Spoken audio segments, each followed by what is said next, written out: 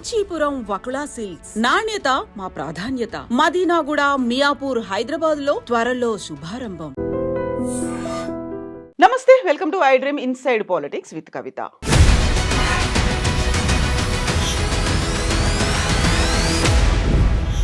తెలంగాణ రాష్ట్ర సీఎం రేవంత్ రెడ్డి ప్రధానమంత్రి నరేంద్ర మోదీని కలిశారు. రాష్ట్రానికి రావాల్సినటువంటి ప్రాజెక్టులలో కేంద్ర సహకారం గురించి వినతుల్ని అందజేశారు. ఎట్ ద సేమ్ టైం ప్రధానమంత్రి నరేంద్ర మోదీ కూడా కేంద్రానికి రాష్ట్రం నుంచి రావాల్సినటువంటి పెండింగ్ బకాయిల గురించి వివరించారు.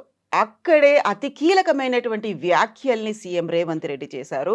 ఎస్ఎల్బిసి ప్రాజెక్టు ప్రమాదానికి సంబంధించి గత ప్రభుత్వ హయాంలోనే తప్పు జరిగింది, అందువల్లే ఇప్పుడు ప్రమాదం జరిగింది అనడంతో పాటుగా వరుసగా హత్యలు జరుగుతున్నాయి, దాని మీద బీఆర్ఎస్ ఎందుకని ఎంక్వైరీలు కోరట్లేదు, బోల్డ్ అనే విషయాలున్నాయి మాట్లాడుకోవడానికి. మనతో పాటుగా ఉన్నారు బీఆర్ఎస్ అధికార ప్రతినిధి క్రిషాంక్. నమస్తే అండి. సో చాలా కీలకమైనటువంటి వ్యాఖ్యల్ని సీఎం రేవంత్ రెడ్డి ఢిల్లీలో చేశారు. అందులో అతి ముఖ్యమైనది ఎస్ఎల్బిసి టన్నెల్కి సంబంధించి.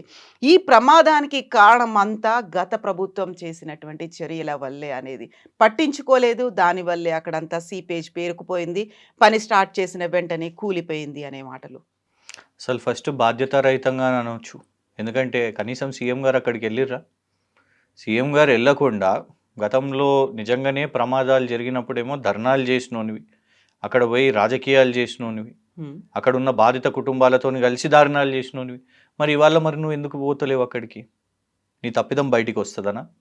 ఇవాళ బీఆర్ఎస్ నాయకులు ఒకవేళ ఇన్ని రోజుల తర్వాత ఏం జరిగింది అని చూడడానికి వెళ్తుంటే నువ్వు ఇవాళ పోలీస్ ఫోర్స్ని పెట్టి అక్కడ ఆపే పరిస్థితి ఎందుకు? మరి ఎందుకు దాచిపెడుతున్నావు? ఇది నువ్వు ఢిల్లీకి పోయి మాట్లాడాల్సిన పరిస్థితి ఎందుకు? నీ ప్రయారిటీస్ చూడు. నువ్వు ఫస్ట్ నువ్వు ఏం చేసినావు? గాలి మోటార్ వేసుకొని ఇమీడియట్గా ఎమ్మెల్సీ ఎన్నికలకు పోతివి. పోనీ ఎమ్మెల్సీ ఎన్నికల ప్రచారం దగ్గరకు పోయి తర్వాత నన్ను ఇక్కడికి వచ్చి చూస్తావా అంటే నేరుగా 36వ ఢిల్లీకి పోయినావు. ఇలా నంబర్ 1 అసలు ఫస్ట్ ఆఫ్ ఆల్ చివరి దాకా టన్నల్ చివరి దాకా ఇవాళ ఇది జరిగింది, ప్రమాదం జరిగింది అని వాళ్ళందరూ కూడా అనలైజ్ చేస్తున్నారు, అందరూ మాట్లాడుతున్నారు. టన్నల్ ప్రమాదం వరకు అసలు ఎందుకు పోయింది ఈ వర్క్? మీరు చేపట్టినప్పుడు కేవలం 20 కిలోమీటర్లే కదా, అంటే 20 కిలోమీటర్ల దూరం వరకే అక్కడ కొండ టన్నల్ ఆగిపోవాలి కదా. ఇంకో 11 కిలోమీటర్లు ఎందుకు అయింది? చివరి దాకా ఎట్లా వెళ్ళింది? ఎందుకంటే దాని అర్థం సింపుల్గా ఏంటిది? బీఆర్ఎస్ తన పని అది చేసింది అన్నట్టే, సింపుల్ అర్థం. ఇంకోటి అయినా కూడా చేసినా కూడా ఆన్ రికార్డ్ ఈ ప్రమాదాన్ని ముందే కేసీఆర్ గారు చెప్పినరా లేదా? ఒకటి కాదు, 2 సార్లు కాదు. పవర్ పాయింట్ ప్రెజెంటేషన్ అప్పుడు మాట్లాడారు, బహిరంగ సభలు అప్పుడు మాట్లాడారు. మీరు తీసుకున్నదే ఒక అన్వయబుల్ ప్రాజెక్ట్. ఈ టనల్ ఏదైతే మీరు ఆ సిస్టమ్ని తీసుకొని వచ్చిర్రో ఇక మనం దానికి డబ్బులు పెట్టాల్సింది చాలా స్పష్టంగా కేసీఆర్ గారు ముందే చెప్పాను. ఇక మనం వెనకకు వచ్చేది లేదు, ముందుకు పోతూనే ఉండాలి. అందులో మీరు మెషిన్ ఏదైతే సొరబెట్టిర్రో అట్లనే ఉన్నది కాదు, స్టక్ అయిన పరిస్థితి. ఇవాళ పోనీ నిజంగానే మీరు బ్లేమ్ చేస్తున్నారు కదా, ఇవాళ మీకు అన్నిటికీ సాకేంటిది? మీకు దొరికిన ఒకటి, ఏది జరిగిన రాష్ట్రంలో ఏది అయినా కూడా, ఏ సంఘటన జరిగినా కూడా దానికి కేసీఆర్ గారిని అనాలి, కేటీఆర్ గారిని అనాలి, హరీష్ రావు గారిని అనాలి. ఇది ఒకటే మీ దగ్గర ఉన్న సొల్యూషన్. 8 మందిని కాపాడు అయ్యా అంటే, రెస్క్యూ ఆపరేషన్ చేయాలంటే కేసీఆర్ రావాలి, ఆయన వస్తేనే మేము చేస్తాం. ఎన్డీఆర్ఎఫ్ని తీసుకురా, ఈ ఆపరేషన్ తీసుకురా.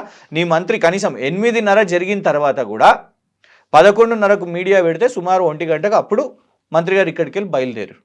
వెళ్ళిన ఆయన నన్న పూర్తిగా అక్కడ ఉన్నాడా ఆపరేషన్స్ అంటే డే 1. ఆల్ మీడియా వాళ్ళు అక్కడ పోయిన తర్వాత తెలిసింది ఏంటిదంటే డే 1 వరకు కూడా అసలు ఆపరేషన్స్ మొదలు కాలేదు. ఇవాళ కూడా ఒక అనుమానం అనేది ఉన్నది. అక్కడున్న బాధిత కుటుంబాల సభ్యులు ఎవరైతే వాళ్ళు అక్కడ ఉన్నారో వాళ్ళు చెప్తున్నారు లోపట ఉన్న శిథిలాలు ఇప్పటి వరకు బయటికి తీయలేదు అనేది. ఇంకా కొందరు అధికారులు కూడా ఏమంటున్నారు అంటే అసలు శిథిలాలను తీసేస్తే ఇంకా కూడా కూలిపోయే పరిస్థితి అని. మరి ఏం ఆపరేషన్స్ చేస్తున్నారు అక్కడ? అండ్ డే 1 మంత్రి గారు మళ్ళీ తిరిగి వచ్చి జూబ్లీ హిల్స్ ప్యాలెస్లో ఇక్కడ కూర్చొని ముఖ్యమంత్రి గారితో సమావేశం చేస్తారు. సో ఎవరి తప్పిదం ఇవాళ? మీ తప్పిదం కాదా? సేమ్ ఖమ్మం లాగానే కదా ఇది కూడా. ఖమ్మంలో 26 గంటలు కవిత గారు కనీసము ఒక చాపర్ని, ఒక హెలికాప్టర్ని మీరు ఉపయోగించుకోలేకపోయారు. అప్పుడు సుబాన్ ఖాన్ అనే వ్యక్తి వెళ్ళి అక్కడ 9 మందిని అక్కడ వరదల సమయంలో కాపాడిండు. ఇది వాస్తవం కాదా? ఒక సామాన్యుడు తన బుల్డోజర్ని తీసుకొని పోయి కాపాడిన పరిస్థితి. సుంకిశాల విషయం మీద ఆ రోజు సుంకిశాల కొలాప్స్ అయితే కూడా ఆ రిటైనింగ్ వాళ్ళు వాస్తవానికి ఆ రోజు కూడా చాలా పెద్ద ప్రమాదం అయ్యేది. అది కూడా మీరు దాచిపెట్టే ప్రయత్నం చేశారు, ఇది కూడా దాచిపెట్టే ప్రయత్నం చేశారు. ఇక్కడ కూడా అసలు వాస్తవానికి ఇప్పుడు 8 మంది చిక్కుకున్నారు. హోప్ఫుల్లీ ఇప్పటికీ మనం అందరం ప్రార్థిస్తున్నాం ఏంటిదంటే ఒక మిరాకిల్ జరగాలి, వాళ్ళు ఎట్టి పరిస్థితుల్లో సురక్షితంగా ఉండాలి అని అందరం కూడా ప్రార్థిస్తున్నాం. కానీ ఈ ప్రమాదం అసలు 50 మందికి జరిగేది కదా. 42 మంది వాళ్ళంతటా వాళ్ళు బయటికి ఈదుకుంటూ ఆ ప్రమాదం నుంచి బయటికి వచ్చారు. అండ్ వాళ్ళు చాలా స్పష్టంగా ఇవాళ ఏమని చెప్తున్నారు, వాళ్ళు ముందే చెప్పినాం ఆ మాయిస్ట్ కానివ్వండి, ఆ ఊట ఉంది, లీకేజ్ సీపేజ్ ఉంది అని వాళ్ళు చెప్పారు. అయినా కూడా లేదు పని కావాలి అని అధికారులు చెప్పారు. ఎవరు ఈ 42 మంది ఎవరైతే బయటికి వచ్చారో అందులో వాళ్ళు మీడియాకు మాట్లాడుతున్నారు, వాళ్ళు చెప్తున్నారు. అంటే వాళ్ళు అలర్ట్ ఇచ్చినప్పుడే ప్రభుత్వానికి కనీసం ఆ 4 రోజులు వాళ్ళు ఏదైతే పనులు మొదలుపెట్టారో, మీరు మొదలుపెట్టిన 4 రోజులకే 8 మంది, ఒకటేమో ఇవాళ 100 కోట్ల నష్టం, ఇంకొకటి 8 మంది ప్రాణాలను బలి తీసుకున్నది పొట్టన పెట్టుకున్నది అని అనుకోవాలి కదా. హోప్ఫుల్లీ అట్లాంటిది ఏం జరగవద్దు అని అనుకుంటున్నాం. కానీ ఈ ప్రభుత్వం రిస్క్ చేసింది కదా. కాకపోతే దీనికంతటికీ కారణం గత ప్రభుత్వం కేసీఆర్ నిర్లక్ష్యం వహించడం. కావాల్సినటువంటి రిపేర్లు అనేవి చేయలేదు, కావాల్సినటువంటి ఎక్విప్మెంట్ కూడా తెప్పించలేదు. 9 ఏళ్ల పాటు దాన్ని అలాగే పెట్టుంచారు. మేము పనులు స్టార్ట్ చేసేసరికి సీపేజ్ అనేది మొదలైంది. దీని అంతటికీ కారణం కేసీఆర్. నంబర్ 1 జిఎస్ఐ ఆపలేదా 2019లో? ఇప్పుడు ఇది చేస్తున్న క్రమంలో, ఎందుకంటే పైన ఫారెస్ట్ కూడా ఉన్నది కదా, ఈ పర్మిషన్స్ రాకుండా జిఎస్ఐ ఆపింది. కేసీఆర్ గారు ఆపిర్రా, జిఎస్ఐ ఆపిందా?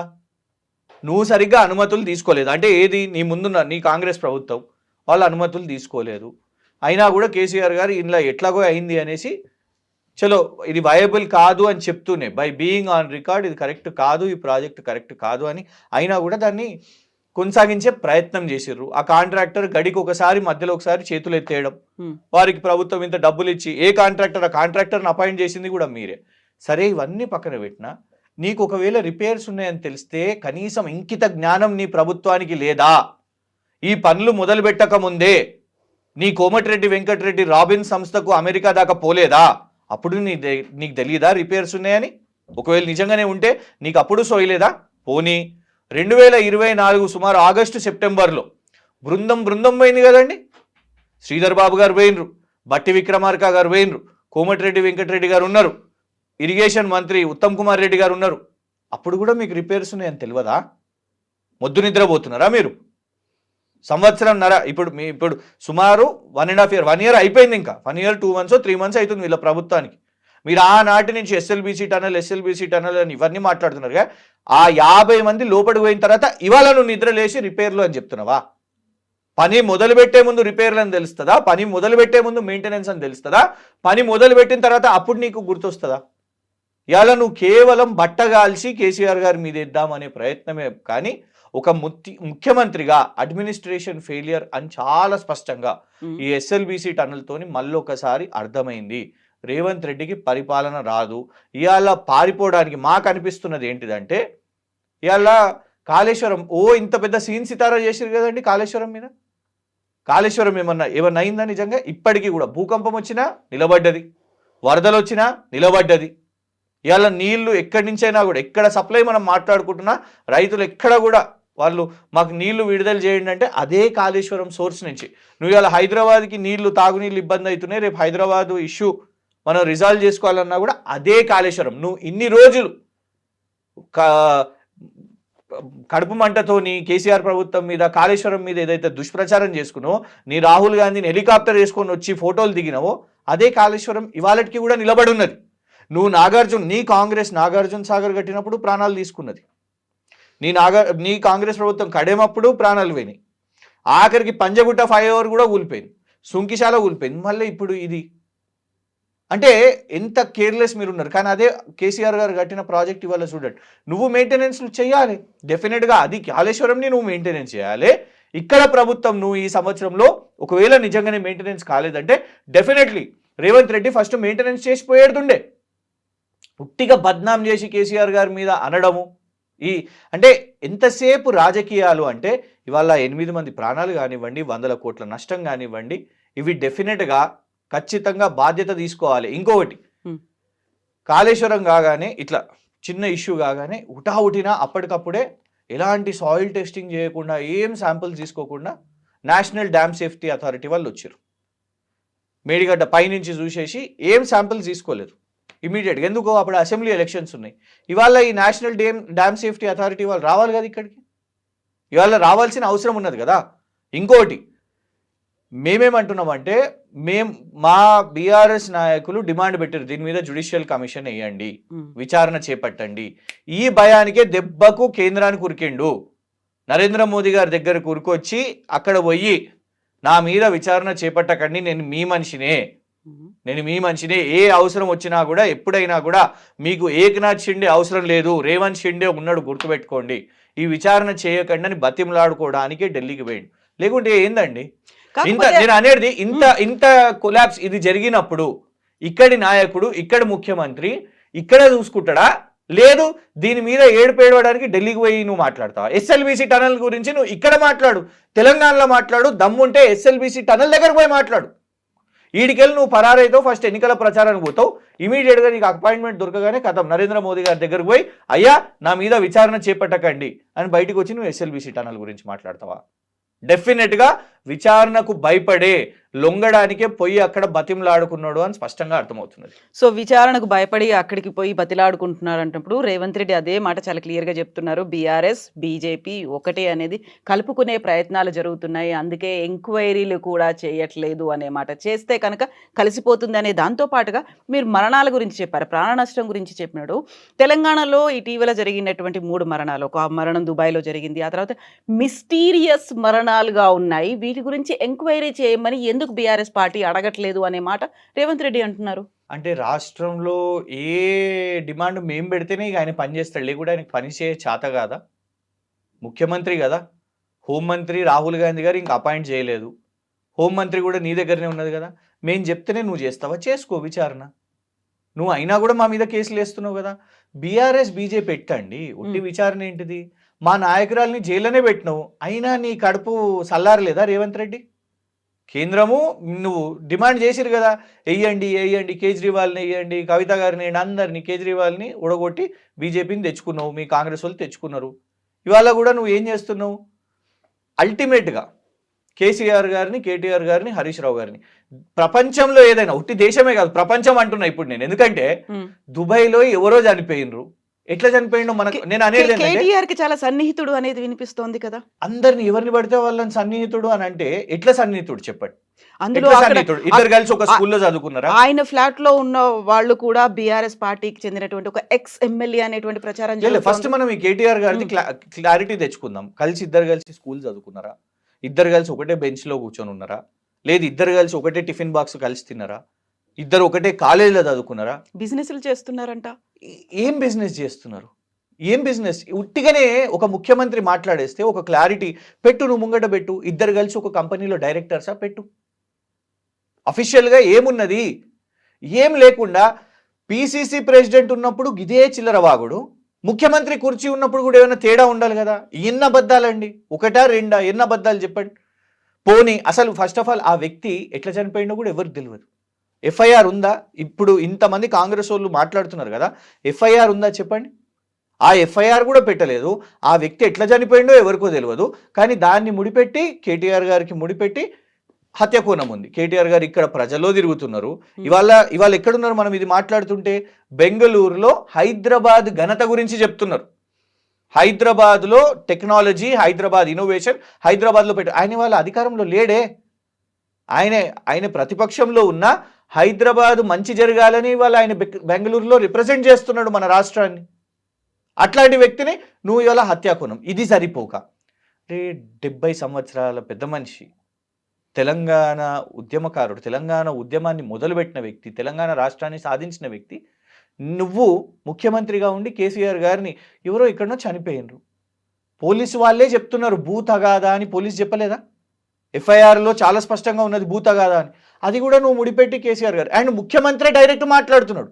ముఖ్యమంత్రి కార్యాలయంలో కూర్చున్న వెధవలు, ముఖ్యమంత్రి కార్యాలయంలో జర్నలిస్టు ముసుగులో, మీలాగా తెలంగాణ ఉద్యమంలో మైక్ పట్టుకొని ఉన్నోళ్ళు కూడా కాదు కవిత గారు, తెలంగాణ రాష్ట్రానికి సంబంధం లేని వ్యక్తులు ఇవాళ సీఎం ఆఫీస్లో కూర్చొని వాట్ ఆర్ దే డూయింగ్? ప్రజాధనంతో వాళ్ళకి జీతాలు వస్తుంటే కాంగ్రెస్ నాయకులు మాట్లాడుతున్న అక్యుజేషన్స్, కేసీఆర్ గారి మీద హత్యా ఆరోపణలు వేస్తుంటే ఆ వీడియోలను మొత్తం మీడియా గ్రూప్స్లో వేస్తున్నారు. ఇది కరెక్టా? నేను అనేది చూడండి, ఎవరో కాంగ్రెస్ అధికార ప్రతినిధి పలానా వ్యక్తి వాళ్ళ ఆరోపణలు వేసిరంటే రాజకీయ ఆరోపణలు వేస్తారు. కానీ ముఖ్యమంత్రి కార్యాలయం అవి గ్రూప్స్లలో వేయడం కరెక్టా? అంటే ఇదంతా ఒక నెక్సెస్ లాగా నడుస్తున్నది. మేమేమనుకుంటున్నామంటే మాకు నిజంగా ఇప్పుడు ఒక అనుమానం ఉన్నది. రేపు ఫార్ములా ఈ అని ఒక తప్పుడు కేసు వేసారు, ఫోన్ ట్యాపింగ్ అని ఒక తప్పుడు కేసు వేసారు. ప్రభుత్వంలో ఉన్న వాళ్ళే వాళ్ళకి ఏమన్నా హాని కల్పించి రేపు ఇది కూడా మళ్ళా కేటీఆర్, హరీష్ రావు, కేసీఆర్ వీళ్ళే చేపించారని అనొచ్చు కదా. చక్రధర్ కూడా అదే మాట అంటున్నారు. రాజలింగమూర్తిని ఎలా అయితే చంపారో నెక్స్ట్ నాకు కూడా ప్రాణహాని ఉంది అనే మాట ఆయన కూడా అన్నారు. డెఫినెట్ గా 50 మందిని సెక్యూరిటీ పెట్టండి ఆయనకి ఏమన్నా అయితే రేవంత్ రెడ్డిదే బాధ్యత. మేము చెప్తున్నాం, ఆయనకి ఏమన్నా అయితే రేవంత్ రెడ్డికి బాధ్యత. మాకు రేవంత్ రెడ్డి మీదనే అనుమానం ఉన్నది. ఎందుకంటే ఎవరు పడితే వాళ్ళు కేసు వేస్తారండి. కేసు వేయడం ఏమున్నది కవిత గారు, రేపు మీ మీద కూడా కేసు వేయొచ్చు అనుకోండి. ఉదాహరణకు కేసు వేసిన తర్వాత మరో క్షణం ఆయన బయటికి పోయి 5 నిమిషాల ముందు ఆయనకి ఏమన్నా అయింది అనుకోండి, మీరు చేపించినట్టు అవుతుందా? ఏ బేసిస్ గా చెప్తున్నారు చెప్పండి. కాళేశ్వరం ప్రాజెక్ట్ కి సంబంధించి అవకతవకలు జరిగాయి అని కేసును ఫైల్ చేసినటువంటి రాజలింగమూర్తి చనిపోయారు. ఆ కేసును వాదిస్తున్నటువంటి అడ్వకేట్ సంజీవరావు కూడా చనిపోయారు. ఇందులో ఏదో మతలబు ఉంది అనేటువంటి ఒక డౌట్ అనేది వ్యక్తం అవుతోంది కదా కాంగ్రెస్ నుంచి. కవిత గారు ఒక విషయం చెప్తాను మీకు. కాళేశ్వరం మీద ఈ ఏడుపు ఎప్పటి నుంచి నడుస్తున్నది, ఈ కాన్స్పిరసీ ఎప్పటి నుంచి నడుస్తున్నది? కాళేశ్వరం మీద ఎప్పటి నుంచి నడుస్తున్నది చెప్పండి. మేడిగడ్డ కూలిన దగ్గర నుంచి, అంతకు ముందు నిర్మాణం దగ్గర నుంచి అవకతవకలు, 1,00,000 కోట్ల అవినీతి అనేది ఉంది. ఆ తర్వాత ఎన్నికల సమయంలో మేడిగడ్డ అసలు కాళేశ్వరం డిజైన్ నుంచి మొదలు పెట్టుకుంటేనే దాన్ని వైట్ ఎలిఫెంట్ అని రాసినోడు ఉన్నాడు, దాన్ని తప్పుపట్టినోడు ఉన్నాడు కదా. అప్పుడు కేసీఆర్ గారు ప్రభుత్వంలోనే ఉన్నారు కదా, అప్పుడు ముఖ్యమంత్రే కదా, ఈ వ్యవస్థ కేసీఆర్ గారి కిందనే ఉంది కదా. అప్పుడు ఏం చేయలేని వ్యక్తి అప్పుడు చేతులు కట్టుకొని ఒకడేమో యూట్యూబ్ ఛానల్ పెట్టుకొని కేసీఆర్ గారిని తిడతాడు, బూతులు తిడతాడు. కేసీఆర్ గారు మనమని శరీరం గురించి మాట్లాడతాడు. ప్రభుత్వంలో ఉండి కూడా వీళ్ళు ఇంతమంది కాళేశ్వరం గురించి మాట్లాడినా, కేసీఆర్ గారి శరీరం గురించి మాట్లాడినా, ఆయన అలవాట్ల గురించి మాట్లాడినా, వాళ్ళ కుటుంబ సభ్యుల గురించి మాట్లాడినా ఎవరికి ఏం జరగని హాని ప్రతిపక్షంలో వచ్చినాక జరుగుతుందా అండి? చెప్పండి, ఆలోచించండి మీరే. అధికార యంత్రాంగమే ఆయన ఉన్నప్పుడు ఆయన ఏం చేయలేకపోయాడు. నిస్సహాయుడు కేసీఆర్. ఎస్, ప్రతి ఒక్కళ్ళు బండబూతులు తిట్టిరు కదండి. ఆ యూట్యూబ్ వాడు పెట్టుకొని ఎవరన్నా నిలబడి అరే అది తప్పురా, భాష తప్పురా, అది కాదు, అట్లా పద్ధతి కాదు మాట్లాడడం. ఒక న్యూస్ పేపర్లను పెట్టుకొని వాటి చింపేయడాలు, లేకుంటే పౌడర్లు పెట్టుకొని పర్వర్షన్, అబ్సల్యూట్ పర్వర్షన్. కానీ ఏనాడైనా నిలబడి ఎవరన్నా మాట్లాడగలిగిరా? ఇవాళ కూడా అదే కాన్స్టెంట్ టార్గెట్ కదా. ఏం పాపం చేసిండు చెప్పండి. అసలు కేసీఆర్ ఈ రాష్ట్రానికి చేసిన పాపం ఏంటి చెప్పండి. కొట్లాడి తెలంగాణ రాష్ట్రాన్ని సాధించడమా? ఇవాళ నువ్వు దాచిపెడుతున్నావు చూడు రిపోర్ట్లు. తెలంగాణ స్టేట్ స్టాటిస్టికల్ సర్వే అది వచ్చింది చూడండి. ఆ రిపోర్ట్ని ఇమీడియట్గా ఎందుకు దాచిపెట్టి ఫోటో దిగిండు బట్టి విక్రమార్క గారు, ఇమీడియట్గా వెబ్సైట్లోకి వెళ్ళి గాయం. ఎందుకంటే అందులో కేసీఆర్ చేసిన గొప్పతనం అందులో కనబడుతుంది. కాకపోతే అధికారులు కుమ్ముక్కయ్యారు. 10 మంది కావాలని గత ప్రభుత్వానికి సంబంధించి హైలైట్ చేసి చూపిస్తున్నారు, పాజిటివ్గా రాస్తున్నారు అని చర్యలకు కూడా ఆదేశాలు వచ్చినట్టున్నాయి. కావాలని అధికారులే చేశారనేది వినిపిస్తోంది కదా అక్కడ. నేను అనేది ఏంటంటే బట్టి విక్రమార్క గారు చదవరా? ముందు రిలీజ్ చేసేటప్పుడు కనీసం చదవరా? అండ్ ఇంకొకటి, రేవంత్ రెడ్డి ఒక్కడే పర్ఫెక్టు. ఈ రాష్ట్రంలో కేసీఆర్ నేరస్తుడే, హంతకుడే, కేటీఆర్ హంతకుడే, అధికారులు తప్పే, 100 మంది అధికారులు తప్పే, ప్రతిపక్ష వాళ్ళు తప్పే, ప్రజలు తప్పే. అశోక్ నగర్లో యువతను చెప్పిన 1 సంవత్సరంలో 2 లక్షల ఉద్యోగాలు తప్పే. పోలీస్ బెటాలియన్ల వాళ్ళు మా కుటుంబ సభ్యులతో మేము సమయం గడుపుకోవాలి, నువ్వు 26 రోజులు పెట్టింది వాళ్ళు తప్పే. మూసి హైడ్రా బాధితులు నీ బుల్డోజర్ వచ్చి నా ఇల్లు కూల్చేస్తుంది చెప్పకుండా వాళ్ళు తప్పేనా? హైకోర్టు ఏంద్రాబాయ్ నువ్వు సాటర్డే సండేనే నీకు కావాలనా? హైకోర్టు కూడా తప్పేనా? నీ కొడంగల్ రైతులు మేము భూములు ఇయ్యము, అసభ్యకరంగా మహిళలు చెప్తున్నారు, వాళ్ళు మాతో ప్రవర్తించారు, వాళ్ళే తప్పేనా? అందరూ తప్పు, రేవంత్ రెడ్డి ఒక్కడు మాత్రం పర్ఫెక్ట్. రేవంత్ రెడ్డి మీద ఎలాంటి విచారణ జరగొద్దు. కొడంగల్లో సర్పంచ్ చనిపోయింది కదా సాయిరెడ్డి గారు, లెటర్ కూడా ఉంది కదా. ఇక్కడన్నా ఆ చనిపోయిన రాజలింగమూర్తి గారిది ఏం లేదు, అది భూత కాదా అని చెప్తున్నారు. లేదు ఇంకేదన్నా మరణాలు ఉన్నా కూడా ఏం లేదు, ఆ దుబాయ్ ఎవరో చనిపోయినారు, ఆయనది ఏమీ లింకు లేదు. కానీ ఇక్కడ సాయిరెడ్డి అనే వ్యక్తి లెటర్లో అనుముల బ్రదర్స్ చేపట్టి నేను చనిపోయినా అంటే నువ్వు ఇవాళ వరకు ఒక విచారణ కానిస్టేబుల్ని కూడా పంపించలేదు. మరి దాన్ని ఏం చెప్పాలి? మరి ఇప్పుడు దుబాయ్ అన్నారు, కేదార్నాథ్ మరణానికి గతంలో రాడిసన్ బ్లూ ప్లాజాకి సంబంధించి అక్కడ డ్రగ్స్ కేసు ఆయన పాజిటివ్‌గా తేలారు. ఆ తర్వాత కేసు మళ్ళీ ఇప్పుడు తిరగదోడుతున్నారు కాబట్టి అక్కడ మరణం జరిగింది అనేది దానికి బీఆర్ఎస్ ఎక్స్ ఎమ్మెల్యే అక్కడున్నారని, లింకులనేవి ఉన్నాయని, ఇవన్నీ మిస్టీరియస్ మరణాలుగా నమోదవుతున్నాయి. మొత్తము ఇప్పుడు కేసీఆర్ గారి మీద కాళేశ్వరము, ఇప్పుడు రాజలింగమూర్తి అని, రైట్? కేటీఆర్ గారి మీద, కేటీఆర్ గారు అనగానే ఫార్ములా అని, హ్మ్. లేదు ఇంట్లో ఫంక్షన్ అని, లేకపోతే ఇప్పుడు దుబాయ్ అని, హరీష్ రావు గారి మీద ఫోన్ ట్యాపింగ్ అని, హ్మ్. కవిత గారు రాగానే లిక్కర్ అని, హ్మ్. కౌశిక్ రెడ్డి గారు గట్టిగా మాట్లాడిరనో లేకుంటే పోలీస్ ఇన్స్పెక్టర్ అని, గండ్ర వెంకటరమణారెడ్డి గారు వారు హత్య. హత్య అని, హ్మ్. ఇంకేదైనా పేర్లు మర్చిపోతున్నానా నేను? తలసాని శ్రీనివాస్ యాదవ్ గారు రాగానే అదేదో ఫైళ్ళ మాయం చేసిండ్రు. ఫైల్ మేనేజ్ చేసిరని, క్రిషాంక్ సోషల్ మీడియా పోస్టులు పెట్టిండని, మార్ఫింగ్‌లు దిలీప్ పెట్టిండ్రు. దిలీప్ కొనతము ఆయన ఏదో హ్యాండిల్స్ నడిపిస్తుండని, హ్మ్. ఇంకెన్ని పేర్లు చెప్పమంటారండి? మస్తు దునియా పేర్లు ఉన్నాయి ఇట్లా. హ్మ్. ఎవరిని వదులుతున్నావు నువ్వు చెప్పండి? అంటే అల్టిమేట్‌గా 7 రోజులు ఉంటాయి వారంలో. నువ్వు 7 రోజుల్లో కనీసం ఈ ఒక్కొక్క మనిషి మీద ఇంత నువ్వు ఇన్వెస్ట్ చేస్తున్నావు కదా! హ్మ్. ఇవి కాకుండా కొంచెం ఇవి చెయ్యి నువ్వు. నీకు కక్ష కావాలి. జగదీశ్వర్ రెడ్డి గారు మాట్లాడగానే జగదీశ్వర్ రెడ్డి గారిని బద్నాం చేయాలి, ఇంకొకళ్ళని చేయాలి, ఇట్లా మస్తు పేర్లు ఉన్నాయి కదా! ఇది కాకుండా కొంచెం వ్యవసాయం మీద కూడా సమయం కేటాయించు. ఇవాళ ఎండాకాలం వస్తున్నది. నీటి ఇబ్బందులు, ఆల్రెడీ కరెంటు కోతలు మనం చూస్తున్నాం. హైదరాబాద్ నగరంలో కూడా పవర్ కట్స్ అవుతున్నాయి. దాని గురించి నువ్వు పట్టించుకుంటలేవు. హ్మ్. నువ్వు లా అండ్ ఆర్డర్ అనగానే బీఆర్ఎస్ నాయకులను తొక్కేయాలి, ఎల్ఎన్టీ సీఈఓని అరెస్ట్ చేపియాలి. ఇది కాదు లా అండ్ ఆర్డర్ అంటే. ప్రజల శాంతి భద్రతలు ఇక్కడున్న అన్ని కంట్రోల్ చేసుకో. అడ్మినిస్ట్రేషన్ చెయ్యి. 7 రోజుల్లో నీకు ఒక రోజు నీ ఏఐసీసీకి అవసరం. ఇంకొక రోజు నువ్వు ఈ లా అండ్ ఆర్డరు అంటే ఏది నువ్వు బీఆర్ఎస్ వాళ్ళను ఇట్లా టార్గెట్ చేసుకోవడానికి పెట్టుకో. కానీ 7 రోజులు నువ్వు మొత్తం ఇదే ఫోకస్ చేసుకుంటే, రోజు పొద్దున్న లేస్తే బండబూతులు తిట్టుకుంటూ ఇదే ఫ్రస్ట్రేషన్ చేస్తే రాష్ట్రాన్ని ఇక్కడ పాలిస్తావు నువ్వు. అల్టిమేట్‌గా నువ్వు రాష్ట్రాన్ని పాలిస్తలేవు. ఒకరోజు నేను కొడంగల్ రైతులను టార్గెట్ చేయాలి. ఒకరోజు నేను యూత్‌లను అటాక్ చేయాలి. ఒకరోజు నేను ఈ హైడ్రా బుల్డోజర్‌ని పంపండిరా ఇమ్మీడియేట్‌గా సాటర్‌డే, సండే, శనివారం, ఆదివారం రాగానే బుల్డోజర్‌ని హ్మ్. వీళ్ళని పంపియాలి. మిగతా నేను బీఆర్ఎస్ వాళ్ళని టార్గెట్ చేయాలి. ఈ 7 రోజుల్లో నీకు పురుసతేడ దొరుకుతుంది. ఈ రాష్ట్రం ఏం కావాలి? ఇప్పుడు రాష్ట్రం ఏం గావాలి అంటున్నారు. ఒక సింపుల్ పాయింట్‌కి సంబంధించి ఇసుక అక్రమ రవాణా.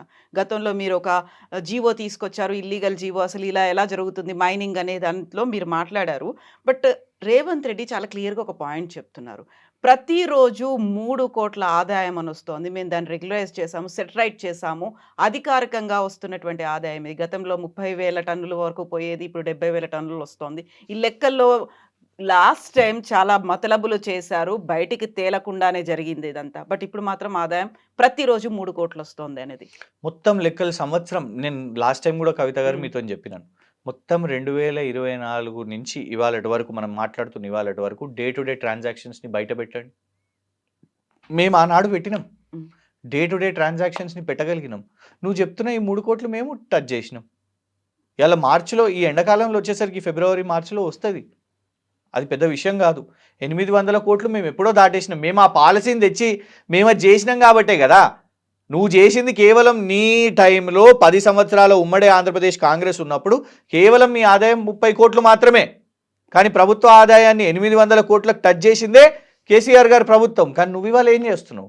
దానికోసం హడావిడేంది ఫస్ట్ 24 గంటల తవ్వకాలు చేయండని. తర్వాత రాత్రి 9 వరకు శాండ్ లోడింగ్ చేయండని. హ్మ్. నువ్వు చేస్తున్న అన్ని ఇంత ఎక్సర్సైజ్ చేస్తే నువ్వు ఇవాళ నువ్వు అంతకు టచ్ అవుతున్నావు. మేము నార్మల్‌గా ఎవ్వరిని ఇబ్బంది పెట్టకుండా పొద్దున్న 6 నుంచి సాయంత్రం 6. మేము అనేది ఏందంటే, మొన్న శ్రీధర్ గారు ప్రిన్సిపల్ సెక్రటరీ కదా మైన్స్‌కి. వారు ఒక అఫీషియల్ రికార్డు స్టేట్మెంట్ ఇచ్చిరండి. ఏది జస్ట్ మొన్న 10 హ్మ్. రోజుల్లో 176 కేసులని. అంటే దాని అర్థం ఏందన్నట్టు? నువ్వు ఎంత ప్రగల్భాలు పలికినా రేవంత్ రెడ్డి ఎన్ని చెప్పినా కూడా ఇంకా అక్రమ ఇసుక జరుగుతుంది అన్నట్టే కదా. వాటన్నిటిని 10 సెటరైట్ రోజుల్లో చేస్తున్నారు 10 కదా! రోజుల్లో 176 కేసులు. హ్మ్. అంటే నేను అనేది ఏంటంటే సెటరైట్ కాదండి. హ్మ్. మొత్తం వైలేషన్ చేసి, మొత్తం కరప్షన్ చేసి, ఇవాళ అల్టిమేట్‌గా టోటల్ ఆదాయం చెప్పండి. లెక్కలు కూడా తారుమారు చేస్తారు కవిత గారు. ఇవాళ రిపోర్ట్సే చెప్తున్నారు ఆదాయం తగ్గింది. హ్మ్. క్యాగ్ చెప్తున్నది 12,000 కోట్ల ఆదాయం అని. నువ్వు చెప్తున్నావు 18,000 కోట్ల ఆదాయం అని. ముఖ్యమంత్రి అబద్ధాలు మాట్లాడొచ్చునా? దీనికంటే పెద్ద అబద్ధం చెప్తాను. మొన్న రిపోర్టు ఆర్థిక శాఖ మంత్రి గారు, మన డిప్యూటీ సీఎం గారు బట్టి గారు, ఎందుకంటే ఇప్పుడు బడ్జెట్ రాబోతుంది కాబట్టి ఆ స్టడీ అంతా వాళ్ళు చేస్తారు కదా, వారు రిలీజ్ చేసిన దాంట్లో మిత్తికి, అప్పులు తీసుకున్న మిత్తికి కడుతున్నది 22,000 కోట్లని ఉన్నది మొత్తం సంవత్సరానికి. ముఖ్యమంత్రి గారు ఏమని చెప్పారు? నెలకు చొప్పున 6,500 కడుతున్నాము అని చెప్పారు. అంటే నెలకు చొప్పున 6,500 ఇంటూ 12 నెలలు అంటే సుమారు 75,000 కోట్లు. అక్కడ యావరేజ్ చూసుకుంటే కేవలం 2,000 కోట్లు. మిగతా 4,000 కోట్లు ఎక్కడ గాయబవుతున్నాయి చెప్పండి? ఏఐసిసికి పంపిస్తున్నారా? ఎటు పోతున్నాయి 4,000 కోట్లు? ఇక్కడ మార్జిన్ తేడా ఉంది. ఏది క్యాగ్ చెప్పిన రిపోర్ట్లో ఆదాయంలో, ఇక్కడ మీరు చెప్తున్న మిత్తికి కూడా తేడా ఉన్నది. ఇలా భద్రత లేదు. సమాచారం ముఖ్యమంత్రి పొద్దున్న లేస్తే అబద్ధాలు చెప్తున్నాడు. ఇక్కడ లెక్కలు అబద్ధాలే. కొడంగల్ నేను ఫార్మా అనలేదే. ఫార్మా ఎవరు చెప్పారు మీకు? నేను పరిశ్రమలు కదా అన్నది. గెజెట్ అబద్ధం చెప్తుందా అండి? రాజముద్రతోనున్న గెజెట్ తీసింది, అందులో ఫార్మా అని రాసి ఉంటుంది. పచ్చి అబద్ధాలు మాట్లాడుతూ ఇలా ప్రధాని గారి దగ్గరకు పోయారు. ఇక అదైతే ఇంకా పెద్ద దారుణం అండి. ముఖ్యమంత్రి గారు 36సారి ఢిల్లీకి పోయినప్పుడు వారు ఏమంటారంటే, నేను రాహుల్ గాంధీ దగ్గర పోలే. రాహుల్ గాంధీ గారి దగ్గరికి ఎప్పుడు పోయారో మనకు తెలియదు. పోయినరో లేదో కూడా మనకు తెలుస్తలేదు. మొన్న పోయినరో అని చెప్పారు కదా. పోయినసారి అంటే పోయినరో లేదో కూడా మనకు తెలియదు. వాళ్ళ ముఖ్యమంత్రి కార్యాలయం లీక్ ఇచ్చింది. ఫోటో దొరకలేదు రాహుల్ గాంధీ గారిది.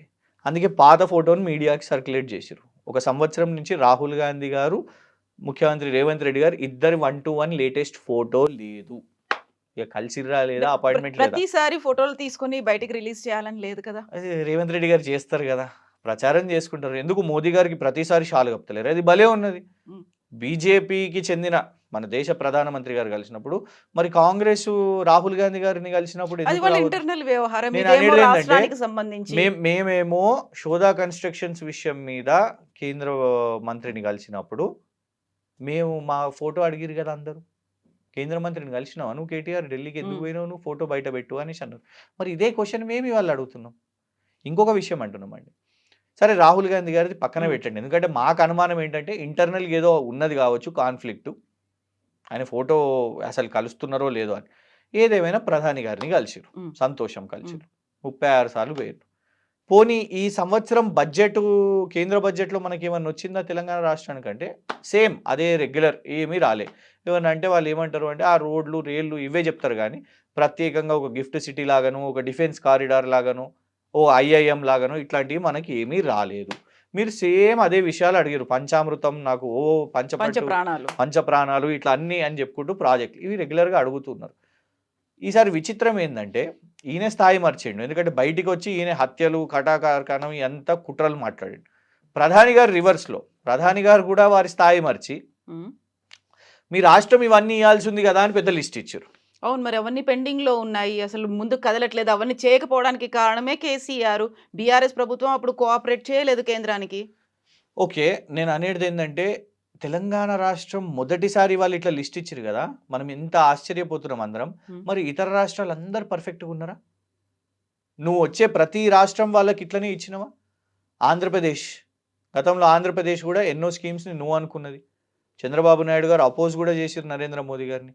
ఆంధ్రప్రదేశ్ నువ్వు నాకు ఇంత ఇచ్చేది ఉంది, తమిళనాడు నువ్వు నాకు ఇంత ఇచ్చేది ఉంది, బీహార్ మీరు చాలా దారుణంగా ఉన్నారు, నాకు ట్యాక్సులు సరిగ్గా ఇస్తలేరు, మీరు ఎక్కువ తీసుకుంటున్నారు, ఇచ్చేది తక్కువ, బీహార్ ఇది నీ లెక్క, ఉత్తరప్రదేశ్ ఇది నీ లెక్క.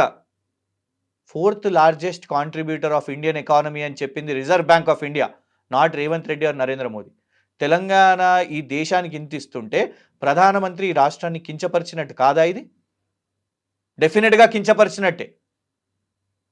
ఎందుకంటే మన రాష్ట్ర ముఖ్యమంత్రి వెళ్ళినప్పుడు, నేను అనేది ఇక్కడ రేవంత్ రెడ్డి గారు కాదు, కాంగ్రెస్ కాదు, తెలంగాణ రాష్ట్ర ముఖ్యమంత్రి మీ దగ్గరకు వచ్చి మేము మీకు ఇంత ఇస్తున్నాం, డెఫినెట్గా ఇస్తున్నాం, ఈ రాష్ట్ర ప్రజలందరూ ట్యాక్సులు కడుతున్నారు యాజ్ ప్రౌడ్ ఇండియన్ సిటిజన్స్గా, మాకు ఇవి కావాలి, మాకు ఈ ప్రాజెక్టులు కావాలి, మాకు ఈ జాతీయ హోదా కావాలి, మాకు రకరకాల ఇష్యూస్ ఉన్నాయి అని చెప్పినప్పుడు హుందాగా మీరు స్వీకరించాలి. కానీ మీరు ఫస్ట్ ఇది ఇవ్వండి, ఆ తర్వాత మేము ఇది ఇస్తాము అని చెప్పడం ఏంటిది?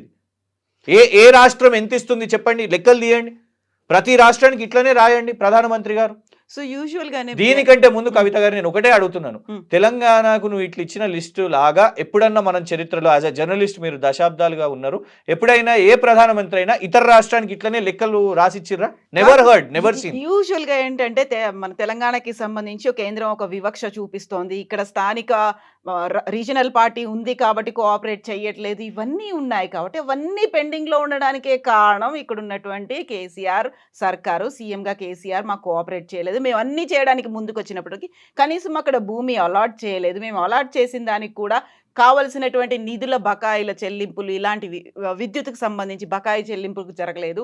పీఎం ఆవాస్ యోజన కింద మేము కేటాయిస్తాము అని చెప్పినప్పుడు కూడా దానికి ప్రాపర్‌గా రెస్పాండ్ అవ్వలేదు. లెక్కల్లో అవకతవకలు ఇవన్నీ కూడా సెట్ చేయాల్సినటువంటి అవసరం లేదంటారా? ఒకటి నేను ఒక విషయం చెప్తాను. సరే ఇక్కడ ఒక ప్రాంతీయ పార్టీ ఉండే. హ్మ్. కేసీఆర్ గారు నాయకులుగా ఉండే. వెస్ట్ బెంగాల్‌లో కూడా మమతా బెనర్జీ గారు ఉండే కదా! డీఎంకే స్టాలిన్ గారు ఉన్నారు కదా! ఢిల్లీలో సరే మొన్నటి వరకు కేజ్రీవాల్ గారు ఉండే కదా! ఎన్నో చోట్ల ప్రాంతీయ పార్టీ నాయకులు ఉంటారు. పోనీ మీ భారతీయ జనతా పార్టీ నాయకులు ఉన్నారు. మధ్యప్రదేశ్, రాజస్థాన్ ఇట్లాంటి చోట్లలో ఉన్నారు. హ్మ్. బీహార్‌లో కూడా ఇప్పటికి బీహార్‌లో బీజేపీ ముఖ్యమంత్రే కదా! మరి ఏమైనా మెరుగుగా మా తెలంగాణ కంటే ఏమైనా గొప్పగున్నారా? లేదు. మీరు చెప్తున్న అద్భుతమైన అరే ఏంటిదండి మీ ప్రధానమంత్రి ఆవాస్ యోజన ఆ ఇండ్ల కంటే గుడిసెలను చూపెట్టి కూడా ఇల్లని అన్నారు. కానీ ఇక్కడ షాన్దార్ డబుల్ బెడ్‌రూమ్‌లు కట్టిర్రు. దానికోసం ఎంత కాంపిటీషనో మీకు తెలుసు. ఆ ప్రధానమంత్రి ఆవాస్ యోజనలో డబ్బులు కట్టుకొని ఆ బెనిఫిషరీస్ ఇక్కడ అట్లాంటిదేం లేదే. ఇక్కడ ప్రజలు కట్టుకోరు. అందులో ఒక పర్సెంటేజ్ ప్రజలు కూడా కట్టుకుంటారు. ఎన్నో స్కీమ్స్ ఉన్నాయి. నువ్వు ఇచ్చే కిసాన్ సమ్మాన్ నిధి అని. ఎంత ఇస్తున్నావు నీ కిసాన్ సమ్మాన్ నిధిలో? 2000 మొత్తం ఒకటేసారి గంపగుత్త అంతే. That's all. కానీ ఇక్కడ మేము ఫస్ట్ 10 అని చెప్పినాం. ఆ తర్వాత 16 అని చెప్పినాం. మమ్మల్ని చూసి ఎంతోమంది అడాప్ట్ చేసుకున్నారు. డ్రింకింగ్ వాటర్ స్కీమ్ కానివ్వండి. ఇవాళ మేము మొదలుపెట్టిన స్కీమ్స్‌ని ఆదర్శవంతంగా ఇతర రాష్ట్రాల్లో ఇన్‌ఫాక్ట్ కేంద్రం కూడా అడాప్ట్ చేసుకున్నవి ఉన్నాయి. సో ఒక ప్రాంతీయ పార్టీ ఉన్నంత మాత్రాన డెఫినెట్‌గా ఎన్నో రాష్ట్రాలు అపోజ్ చేసింది. హ్మ్. గతంలో ప్రధానమంత్రి స్కీమ్స్‌లో ఇదే గరీబ్ కళ్యాణ్ యోజనలో గుజరాత్ ఖుద్ ఇనిషియల్లీ అపోజ్ చేసింది. అది వాస్తవం. సో మేము అనేది ఏంటంటే రాష్ట్ర that is called federal democracy కానివ్వండి, లేకపోతే ఫెడరల్ సిస్టమ్ అనండి, పార్టిసిపేషన్ అనండి. ఒక రాష్ట్ర ప్రభుత్వానికి ఆ రైట్ కూడా లేదా? ఇది కరెక్ట్ కాదు కేంద్రానికి అని చెప్పేటట్టు ఉన్నది. ఇవాళ హిందీ అపోజిషన్ వద్దు అని తమిళనాడు వాళ్ళు అపోజ్ చేస్తుంటారు. యూజీసీ అపోజిషన్ వద్దని సౌత్ ఇండియన్ స్టేట్స్ మాట్లాడుతుంటది. డీలిమిటేషన్ కానీ దాన్ని నువ్వు ముడిపెట్టి అందుకు మేము రాష్ట్రానికి మేము ఇది చెయ్యము అని నువ్వు లింక్ చేయడం ఏందది? హ్మ్. ఇవాళ డెఫినెట్‌గా ఈ విషయంలో మాత్రం ప్రధానమంత్రి గారు చేసింది తప్పు. వాటెవర్ రేవంత్ రెడ్డి గారు బయటికి వచ్చి ఏదన్నా మాట్లాడివ్వండి. హ్మ్. రేవంత్ రెడ్డి గారు కూడా దీని మీద కొట్లాడాలి. 100% ఆ కొట్లాడాలి. బాధ్యత 8 ఆయనే మంది బీజేపీ ఎంపీల మీద కూడా వేశారు రేవంత్ రెడ్డి. నేను అనేది ఏంటంటే ఒట్టి బాధ్యత వేయడం కాదండి. మన రాష్ట్ర ముఖ్యమంత్రిని అవమానపరిచిండు. మన రాష్ట్ర ప్రభుత్వాన్ని. ఈయన కొట్లాడలేదు. ఈయనే మాట్లాడలేదు. నేను నిన్న యాక్చువల్లీ చూసినాను. ఈయన బయటికొచ్చి ఇవేదో కేసీఆర్ గారిని ఇవన్నీ స్టేట్మెంట్స్ ఇచ్చారు. అసలు most important statement of the state should be that ప్రధానమంత్రి మన రాష్ట్రాన్ని అవమానపరిచిండ్రు. దీనికంటే ముందు కనీ విని ఎరగనట్టు ఎప్పుడు కూడా ఏ రాష్ట్రానికి మీదింత లెక్క ఉంది, మీదింత బకాయిలు ఉన్నాయి. ఉన్నాయి ఎందుకు లేవు? అసలు ఇదంతా కూడా మీ కేంద్ర స్పాన్సర్డ్ స్కీమ్స్ గురించే కదా! సో మేము అనేది ఏంటంటే మా రాష్ట్రానికి నువ్వు కాంట్రిబ్యూట్ చేసినప్పుడు మేము కాంట్రిబ్యూట్ చేస్తున్నాం. కానీ నువ్వు ఏ బేసిస్‌గా ఇవాళ లెక్క తీసుకొని వస్తావు? దిగ్గజారుడు రాజకీయాలు నరేంద్ర మోదీ గారు చేశారు. With all due respect he is the prime minister of India but the worst politician ever. ఒక రాష్ట్రాన్ని ఇంత ఇన్సల్ట్ చేయడమా? ఒక రాష్ట్ర ముఖ్యమంత్రి వస్తే నేను నీ లెక్క రాసి పెట్టినా ఇగో తీసుకో అని ఇవ్వడమా? ఏందండి ఇది? అంటే ఏదేదో దుకాందారీ సిస్టమ్, బార్టర్ సిస్టమ్ అని అంటారు చూడు. నువ్వు ఫస్ట్ ఇది చేయి తర్వాత నేను ఇస్తా అని. సో పెండింగ్ పనులున్నాయి. సరికొత్తగా స్టార్ట్ చేయాలి అంటే మళ్ళీ అవి పెండింగ్‌లో పడకుండా ఉండడానికి అవన్నీ కంప్లీట్ చేసుకోవాలి కదా! లెక్కలనేవి ఉంటాయి కదా! చూడండి ఒకటి వీళ్ళ ఫిట్టింగ్ ఎట్లుంటది అంటే ఇప్పుడు రీజనల్ రింగ్ రోడే ఉన్నది ఉదాహరణకు. వీళ్ళు ఏం చేస్తారంటే ఫస్ట్ రాష్ట్ర ప్రభుత్వం ల్యాండ్ అక్వైర్ చేయాలి. ఆ తర్వాత మేము ఇవన్నీ చేస్తామని. మరి ల్యాండ్ అక్వైర్‌కి చాలా ఖర్చు అవుతదిగా కవిత గారు. నువ్వు సెంటర్ షేరు, స్టేట్ షేర్ అని అంటే స్టేట్ ఎన్నో చేస్తున్నది. ఎన్నో కార్యక్రమాలు చేపడుతున్నది. నీ ఉప్పల్ ఫ్లైఓవర్ ఎందుకు కంప్లీట్ కాలేదు చెప్పు? నువ్వు కనీసం నీ కేంద్రం చేపట్టిన ఒక ఫ్లైఓవర్ ఎందుకు కంప్లీట్ కాలేదు చెప్పు? ఇన్ని విషయాలు మాట్లాడుతున్నాం కదా మనం. ఫ్లైఓవర్ పెద్ద విషయం కాదే. నీ ఉప్పల్ ఫ్లైఓవర్ ముందు బీఆర్ఎస్ ప్రభుత్వము కోవిడ్ సమయంలో ఎన్ని ఫ్లైఓవర్లు పూర్తి చేసింది? ఎన్ని ఆర్యూబీలు పూర్తి చేసింది? నువ్వు చేయడానికి అది ఉన్నది కనీసం. మరి అది నీ పెండింగ్ పని కాదా? సో అల్టిమేట్గా నీ ప్రయారిటీస్ ఏంటి చెప్పు. మేము అనేది ఏంటంటే వాళ్ళది ఒకటే విషయం చెప్తున్నాం, రాష్ట్రం ఇంత పెట్టాలి, కేంద్రం ఇంత పెడుతుంది, ఫస్ట్ రాష్ట్రంని పెట్టిపోయండి. ఏంది ఇదంతా ఉమ్. వాళ్ళు తీసుకునే స్కీమ్స్లో? ఇక్కడ ఇంకొక అంశం, నిన్న సీఎం మాట్లాడిన దాంట్లో బీఆర్ఎస్ బీజేపీకి హెల్ప్ చేస్తోంది, అందుకే ఎమ్మెల్సీ ఎన్నికల్లో క్యాండిడేట్ని కూడా నిలబెట్టలేదు అనేది. ఈరోజు ఎన్నికలు జరుగుతున్నాయి. అంటే ఒక విషయం చెప్తానండి, ఎంత కాంట్రడిక్షన్ ఉన్నది అంటే, ఒకటి క్లారిటీ తెచ్చుకోండి. ఉమ్, మా మీద వేసే ఆరోపణలకు రెండు అంటున్నారు, బీజేపీకి లాభం అని అంటున్నారు, ఆ బీఎస్పీ అభ్యర్థి ప్రసన్న తను కూడా గెలుస్తున్నాడు, బీఆర్ఎస్ ఓట్స్ అటే పడుతున్నాయని పేపర్లలో కూడా రాస్తున్నారు. ఏదన్నా ఒకటి ఫిక్స్ అవ్వండి, మా మీద వేసే ఆరోపణ రెండు పార్టీలకు ఎట్లా చేయగలుగుతామండి. ఉమ్, ఇక అదొకటి పక్కన పెడితే మేము అభ్యర్థిని ఎందుకు పెట్టలేదు, నంబర్ 1 అసలు ఫస్ట్ విషయం ఏంటిదంటే, చూడండి, కాంగ్రెస్ ఇవాళ మమ్మల్ని ఏదో 0-0-0 అని ఏదో మాట్లాడుతున్నారు కదా, ఉమ్, ఢిల్లీలో కాంగ్రెస్ 0 వచ్చింది కదా, మరి రాహుల్ గాంధీ గారు ఉండేది ఢిల్లీలోనే కదా, వారి నివాసం ఢిల్లీలోనే ఉన్నది కదా, తట్టబుట్ట చదువుకొని వెళ్ళిపోతారా? కాదు కదా. మేము అనేది ఇదే కాంగ్రెస్ 2014 నుంచి 2023 వరకు మేము అధికారంలో ఉన్నప్పుడు వాళ్ళ పరిస్థితి ఏంది, జిహెచ్ఎంసీలో 1. ఆ తర్వాత మీరు గమనిస్తే దుబ్బాక ఎలక్షన్స్ ఓడిపోయిన పరిస్థితి, 3rd ప్లేస్. హుజరాబాద్లో 3000 ఓట్లు వచ్చినాయి, డిపాజిట్ గల్లంతు. మునుగోడులో వాళ్ళ సిట్టింగ్ సీట్, అది కాంగ్రెస్ పార్టీ సిట్టింగ్ సీట్, ఓడిపోయినరు. ఎన్నో ఓడిపోయిన పరిస్థితి వాళ్ళకు కూడా వచ్చింది కదా. కానీ అట్లా అని కాంగ్రెస్ పార్టీ ఖతమైపోయింది అని అన్నామా? లేదే. సో మేము అనేది ఈ ఒక్క ఎలక్షన్లో మాకు నష్టం జరిగి ఉండొచ్చు కాక, మేము ఇవాళ ఏమంటున్నాం అంటే, గతంలో కూడా తెలంగాణ ఉద్యమ సమయంలో కేసీఆర్ గారు జిహెచ్ఎంసీ ఎలక్షన్స్లో పాల్గొనలేదు, నంబర్ 1. స్ట్రాటజిక్గా మీరు ఏపీని కూడా గమనించండి, మొన్న చంద్రబాబు నాయుడు గారు కూడా కొన్ని ఎలక్షన్స్ ఇదే ప్రతిపక్షంలో ఉన్నప్పుడు చంద్రబాబు నాయుడు గారు కూడా ఎలక్షన్స్లో పాల్గొనలేదు. ఎందుకు అని అంటే, ఇవాళ 100% కాంగ్రెస్ ప్రభుత్వం మీద వ్యతిరేకత ఉన్నది డెఫినెట్గా. ఉమ్, కానీ బీయింగ్ ఇన్ స్టేట్ గవర్నమెంట్ కొన్ని ఎలక్షన్స్ వాళ్ళకి అడ్వాంటేజ్ అనేటివి ఉంటాయి డెఫినెట్గా. ఆ అడ్వాంటేజ్ ఉంటుంది కాబట్టి, ఓహో మాకు చూడండి మ్యాండేట్ వ్యతిరేకత లేదు ఇది అదని చెప్పే ఒక కారణాలు అనేటివి ఉంటాయి. సో మేము అనేది ఏంటంటే, మేము ఇవాళ మా ఇంపార్టెన్స్ మాకున్న క్రూషియల్ థింగ్, మేము రేపు ఏదో ఎలక్షన్ వస్తుందనో ఆ ఎలక్షన్ కోసం పనిచేస్తలేము. అల్టిమేట్గా ఇక్కడ ఇవాళ మేము రోజువారీగా చూస్తున్నాం. ఒక 1 ఇయర్ ఆపోజిషన్ జనరలీ ఎట్లుంటుంది తెలుసా కవిత గారు, ఆపోజిషన్ ఎందుకు తొందరపడుతుంది అని మాట్లాడే వాళ్ళు ఉంటారు. కానీ ఇక్కడ రివర్స్ ఉన్నది. మేము వాస్తవానికి మేము టైం ఇస్తామయ్యా మీకు అని, మా కేసీఆర్ గారు అయితే టైం ఇచ్చేసారు కదా, ఉమ్. కేసీఆర్ గారు మాట్లాడతలేరు. కానీ ప్రజలు రండి మీరు మాట్లాడండి మా ఇష్యూస్, కాకపోతే మాకు ఎందుకు తెచ్చుకున్నాం ఈ ప్రభుత్వాన్ని అని వాళ్ళ ఏడుపు చూస్తున్నాం, ప్రజల బాధలు చూస్తున్నాం, ప్రజల కన్నీరు చూస్తున్నాం. ప్రజలను ప్రజలు పోలీస్ స్టేషన్లలో ఉంటున్నారు, ప్రజలు దాడిలో హాస్పిటళ్లలో ఉంటున్నారు, ప్రజలు ప్రాణాలు కోల్పోతున్నారు. ఈ ప్రజల కోసం నిలబడుతున్నాం. సో అల్టిమేట్గా మా టార్గెట్ అది. ఎలక్షన్స్ ఏముందండి, అవి వస్తూ ఉంటాయి, వాటిని కంప్లీట్ చేస్తూ కాకపోతే ఉంటాం. క్రిషాంక్, ఇప్పుడు 3 స్థానాలకు జరుగుతున్నాయి, 3 ఎమ్మెల్సీలకు జరుగుతున్నాయి. అందులో నిజంగా ప్రభుత్వ వ్యతిరేకత ఉంది అనుకున్నప్పుడు ఖచ్చితంగా మీరు గెలిచే వాళ్ళేమో కదా అప్పుడు.